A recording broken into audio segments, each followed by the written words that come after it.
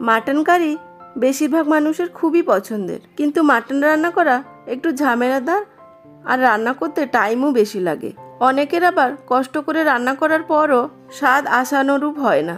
আজকে খুব সহজ পদ্ধতিতে দারুণ সুস্বাদু মাটন কারির রেসিপি শেয়ার করব। মাটন কারি বানানোর জন্য 500 গ্রাম মাটন ভালো করে ধুয়ে জল ঝরিয়ে নিয়েছি। এর মধ্যে 2 চা চামচ বাড়িতে পাতা টক দই একদম বেশি বেশি করে, আর 1.5 চা চামচ রসুন বাটা দিলাম, 3 চা চামচ আদা বাটা, স্বাদ মতো নুন, 1/2 চা চামচ জিরে গুঁড়ো ও 1/2 চা চামচ ধনে গুঁড়ো দিলাম। পরিমাণ মতো হলুদ গুঁড়ো ও স্বাদ অনুসারে লঙ্কা গুঁড়ো দেওয়ার পর 3 চা চামচ সর্ষের তেল দিয়ে ভালো করে সমস্ত কিছু মেখে নেব। ভালো করে মেখে নেওয়ার পর 1 ঘন্টার জন্য রেখে দিতে হবে। তবে যদি হাতে কম সময় থাকে 1 ঘন্টা না রাখা যায়, আধ ঘন্টা রাখলেও চলবে। দই দিয়ে মেখে রাখলে মাটন নরম হবে, আর মাটনের মধ্যে যে বিশেষ গন্ধ আছে যেটা কারোরই পছন্দ নয়, ওটা চলে যাবে। আলু যারা পছন্দ করে না তারা আলু না দিতে পারেন, তবে আমাদের আলু খুব খেতে ভালো লাগে, তাই 4টে আলু নিয়েছি। 4টে মিডিয়াম সাইজের আলু খোসা ছাড়িয়ে মাঝখান থেকে অর্ধেক করে কেটে নিলাম।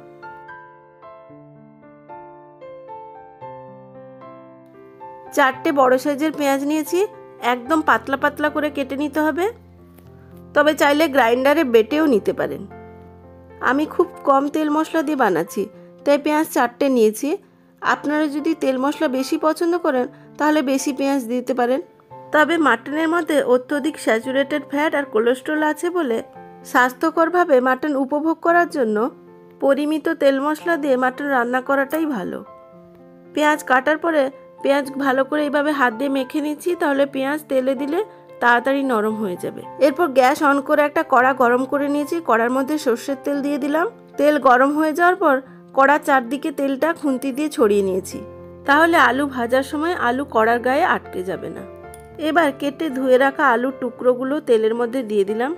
এরপর স্বাদ মতো নুন ও পরিমাণ মতো হলুদ গুঁড়ো দিয়ে দিয়েছি। হাই ফ্লেমে নাড়াচাড়া করে ভালো করে ভেজে নেব। আলু ভাজার পর লালচে রং ধরলে আলুগুলো তুলে নিলাম। আলু ভাজা তুলে নেওয়ার পর বাকি তেলের মধ্যে 1 টুকরো দালচিনি, 1টা এলাচ, 2টো লবঙ্গ আর 1 চা চামচ চিনি দিলাম। চিনি পুড়ে লালচে রং ধরলে কেটে রাখা পেঁয়াজ কুচি দিয়ে দিলাম।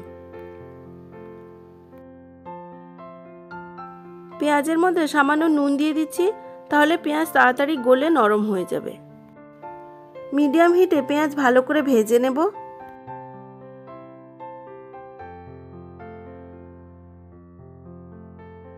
পেঁয়াজ ভাজা হয়ে লালচে রং ধরেছে আর পেঁয়াজ নরম হয়ে গেছে। এর মধ্যে ম্যারিনেট করা মাংসটা দিয়ে দিচ্ছি।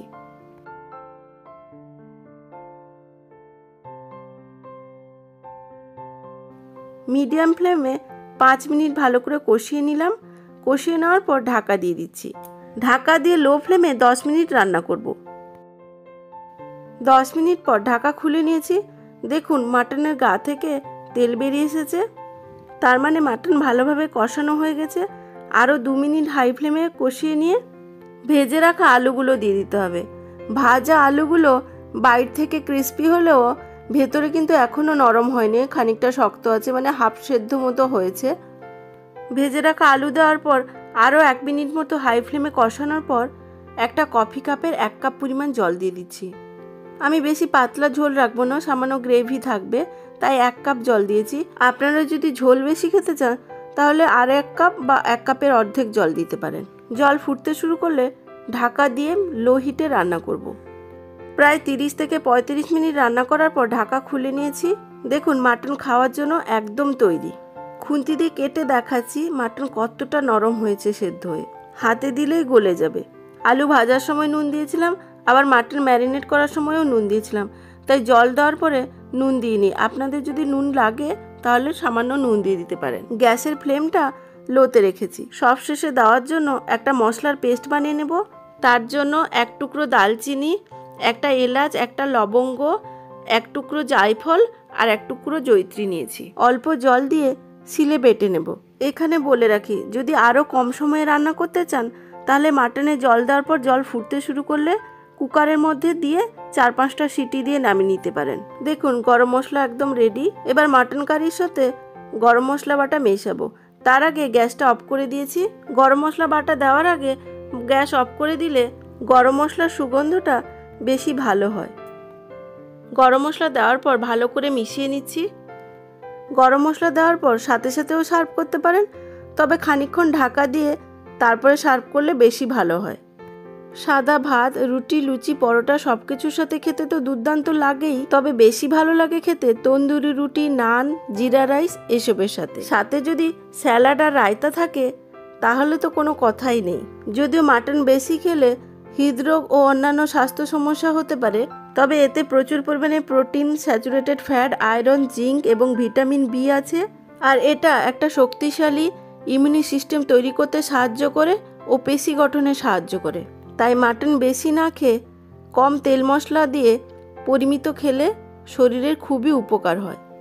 তাই এইভাবে রান্না করুন, বাড়ির সবাইকে খাওয়ান, নিজে খান আর সুস্থ থাকুন। আজকের মতো এখানেই, আবার ফিরে আসবো একটি নতুন রেসিপি নিয়ে। ততক্ষণের জন্য বিদায়।